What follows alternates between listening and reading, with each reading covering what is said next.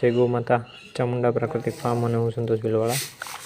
આપણે છે આવતીકાલે ફરીથી બાજરો અને જુવાર વાવવાના છે, તો એનું બિયારણનું સોર્ટિંગ કઈ રીતે કરવું જોવું, આ રીતે આપણે એને સાળી નાખતા હોય તો મોટી જે સાણી આવે એનાથી એટલે મોટો દાણો સારો દાણો અલગ થઈ જાય, અને આ પણ સારો જ દાણો હોય છે પણ મીડિયમ સાઇઝ હોય છે, એટલે જે વાવવામાં આપણે એકદમ મોટો દાણો હોય એ જ બરાબર।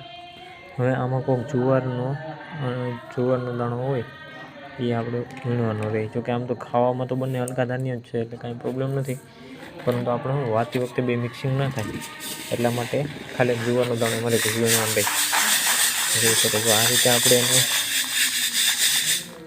ઓલું કરી અને આપણો ભાણિયો છે એ વચ્ચે વચ્ચે બોલે છે બરાબર।